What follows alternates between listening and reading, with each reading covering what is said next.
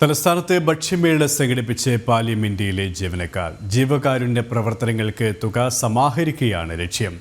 പാലിയം ഇന്ത്യയിലെ ജീവനക്കാരുടെ വീടുകളിലാണ് ഭക്ഷ്യമേളയ്ക്കായി വിഭവങ്ങൾ ഒരുക്കുന്നത്.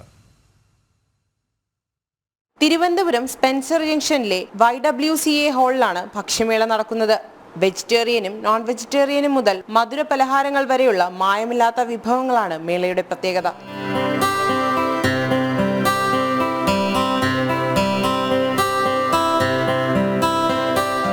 പാലിയം ഇന്ത്യയിലെ ജീവനക്കാർ സ്വന്തം വീടുകളിൽ പാചകം ചെയ്ത വിഭവങ്ങളാണ് മേളയിൽ വിളമ്പുന്നത്.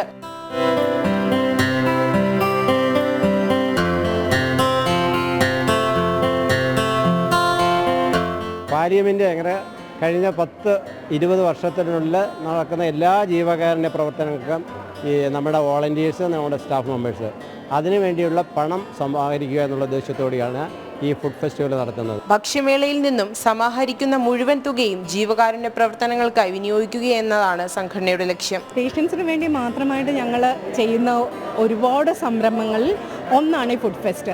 അതുകൊണ്ട് ഈ ഒരു കാര്യം ഒരു വലിയൊരു വിജയമാകട്ടെ എന്നുള്ള ഒരൊറ്റ കാര്യം മാത്രം ഓരോ സ്റ്റാഫ് മെമ്പറിൻ്റെ കയ്യിലും ഉണ്ട്. ഓരോ സ്റ്റാഫ് ഞാൻ ഒരാൾ കൂടി ഇതിൽ ഇടപെടാതില്ല, ഇൻവോൾവ് ആവാതില്ല, ഒന്നുമില്ല. എല്ലാവരും ഒരുപോലെ. ജനം, തിരുവനന്തപുരം.